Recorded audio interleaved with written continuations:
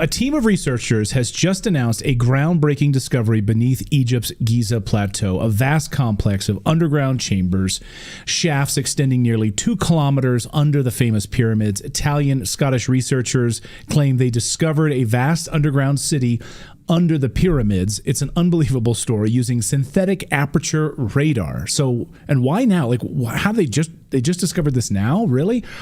Jason Shirka is the host of the Pyramid Code on Unified TV, who's been watching this very closely and, of course, has a lot of thoughts about this. So we invited Jason here on the show to talk about this and have a conversation. Jason, welcome to the show. Good to see you. Thank you very much. Thank you for having me. All right. So when you heard this news, over the past few days, when the Italian video was released and you have to go through the subtitles and sort of unpack all of this, and I saw it on X, I said, I'm sorry, hold on a second.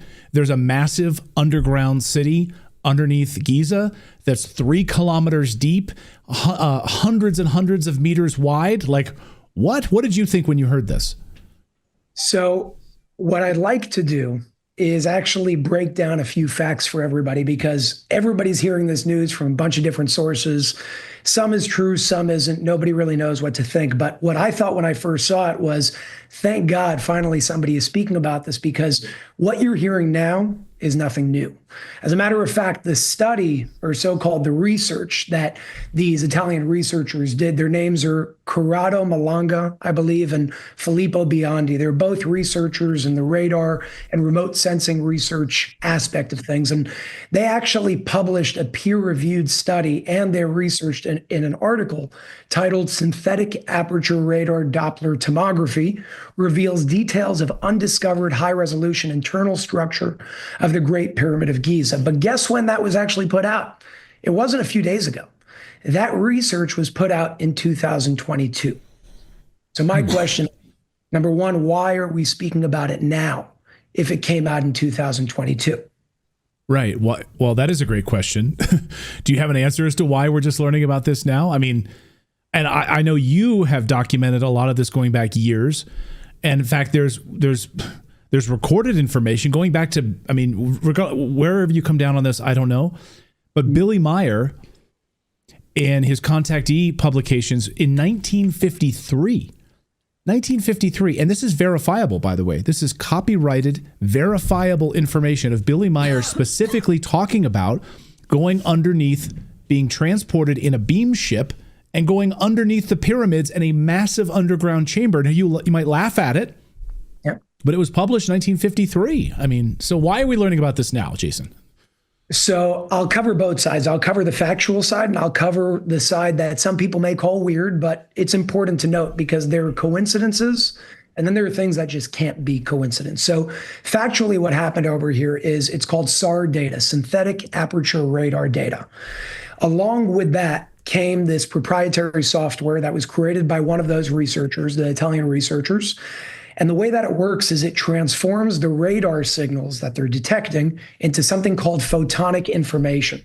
Now, the simple way of explaining that is it tracks vibrations down to the millimeter to identify underground structures without excavation. So it's a very non-invasive way of being able to figure out what's deep below us. Now, this research was done on the second largest pyramid of the Giza Plateau. It's known as the Khafre Pyramid. What they found was 5 identical structures inside the pyramid itself. But what was even more interesting than that is underneath those 5 identical structures were these 8 massive, they look like cylinders. Nobody really knows what they are. They found that they were hollow inside, and they're surrounded by what looks like a coil. Some people are saying that the radar seems to show that there's stairs bringing you down. And on the bottom of those cylinders, which by the way are 648 meters each, that's massive, let alone to put something underground 4,000 years ago whenever that happened. On the bottom of those cylinders, you have 2 very large cubic structures that seem to be some sort of basement, like what you were just talking about that guy spoke about in 1953. Now, each cubic basement, I call them basements, nobody knows what they are, measure about 80 meters on each side. That's about almost a football field in terms of each side of that cube. These are massive, massive structures underground. And the entire structure extends about, not exactly, but about 2 kilometers beneath the surface of all 3 pyramids of the Giza Plateau. Now, they're telling us that, and this is at least what the textbooks tell us, how I grew up in school. The pyramids were tombs for these pharaohs that they wanted to honor. And they built them using ramps and sledges and hammers. Now, this just blows that theory and that history out of the water, because you don't build what we just spoke about with ramps and sledges and hammers. There's something else going on. But my question that we have to ask, and then we can go into the weird part, factually, as if that's not weird enough. As if that's not weird enough. The proportions of the structure itself have certain mathematical constants built into them, like pi, 3.14, the golden ratio, and the most interesting one to me, modern science calls it a coincidence. I don't buy it. The speed of light. Now, how do we get the speed of light? The latitude line that the Great Pyramid is sitting on is 29.9792458 degrees. And if you just move that decimal by 2, you're going to get 299,792,458. And what that number is in meters per second is the speed of light. Now, call that a coincidence?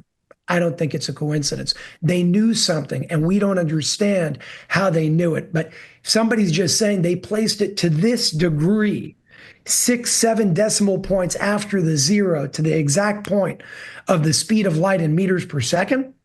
They knew something that we don't understand today. That's wild. Now, there's some texts, and I think you shared them with our team earlier, where I think, and this was published in the Pyramid Code. So the pharaohs brought with them a different form of technology called electromagnetic pulsation. And this technology gave them the ability to build massive pyramids. Underneath these massive structures are very large basements that house the tools and technology used to make them.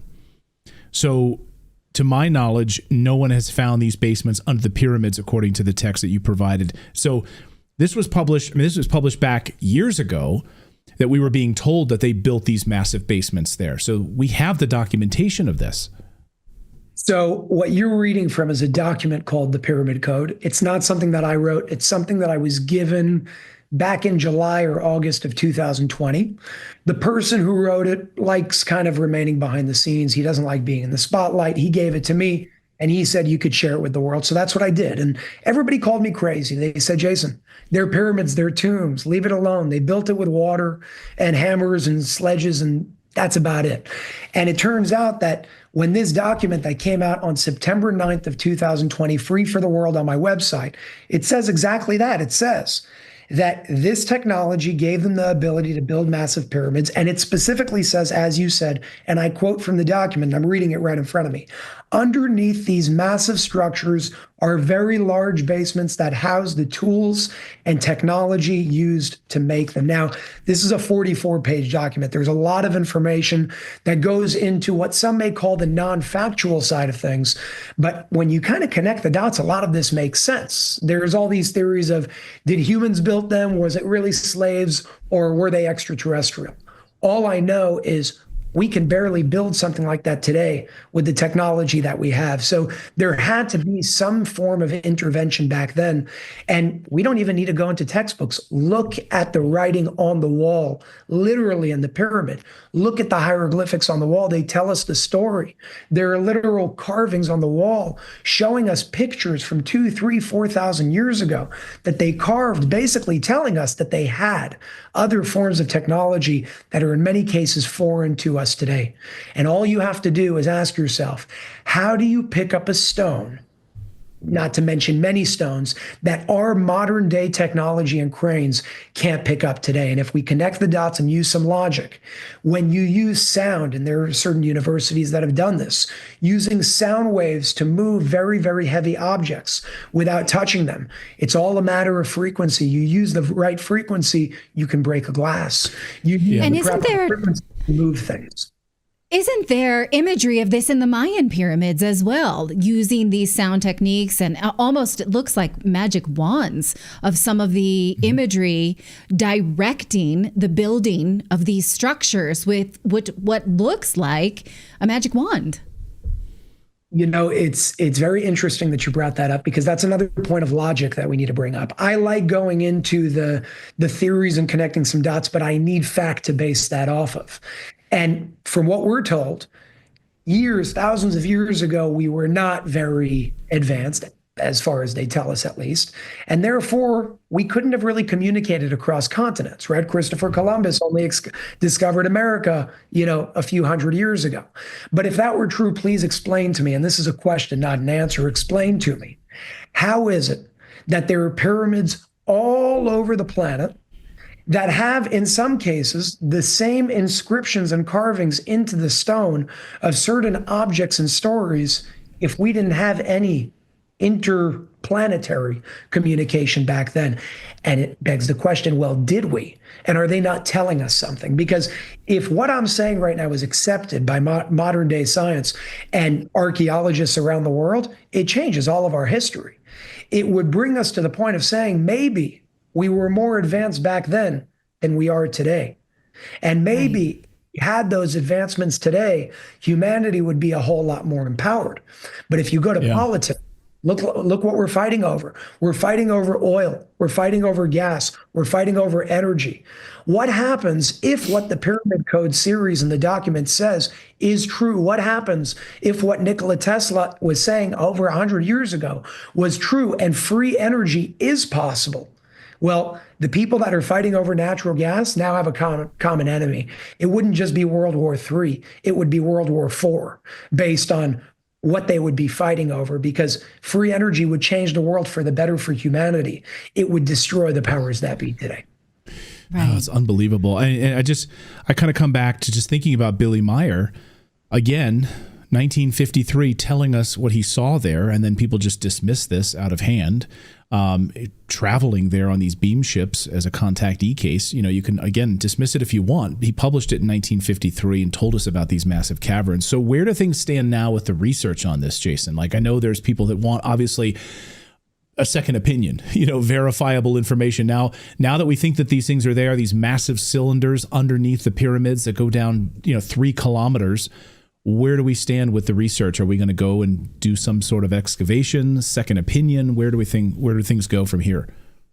I'll give you my opinion on this. I can't share a fact, but my opinion, by, again, connecting certain dots and understanding the implications of such a revelation of what is now coming out to the world, because people knew about this for quite some time, I do not believe they're going to let us go down there and excavate. And even if they do, the findings that they find, I personally believe, will be hidden or kept secret for a period of time, because what the pyramids were really intended for, if you look at them with their mathematical formulas, and what a lot of people even use them for today, is healing. There are a lot of different rooms that create certain frequencies when you're sitting in there, and people till this day go there and have incredible experiences when it comes to healing. That actually inspired everything that we're doing around the world with certain healing technologies. We have a technology right now around the world that's in the shape and direct proportion of the Great Pyramid, called the Light System, specifically created and inspired after the Great Pyramid of Egypt, after the Great Pyramid on the Giza Plateau. So personally, just my personal opinion, I do not believe that they're going to allow more and more information to come out. But I do believe at some point they will have no choice, because it's just going to be so obvious. To get closer and closer to that truth, people need to start just considering maybe the history that we've been told is different than what we've been told. Maybe we're more powerful than what we've been told. And maybe there are a lot of secrets that when we start looking at them and start really saying maybe our authorities aren't telling us everything, we start finding those truths. Meaning, don't just look for the expert in power to tell you something, because in many cases, the expert in power is paid off by the people that control this world. And if we start going into ourselves and start looking around the world and connecting some dots, we can look at what the experts say and hear what they say. But we also have to use our own logic. And when you have a proper balance between the two, this world will become a much healthier and more conscious place. Oh, I love that. I love that. Well, Jason, great to see you. Thank you so much for this. Where can people find out more information with your work on the Pyramid Code? So the pyramid code, you can actually download the entire document and watch the full series, which is most important because that's a mind-blowing series on Unified TV. It's unifyd.tv right down there below. And if anybody does want to learn more about that technology that actually mimics the shape and direct proportionality of the Great Pyramid, it actually looks just like this. It's pretty awesome. That's called the Light System. And you can find that at thelightsystems.com, in plural, thelightsystems.com.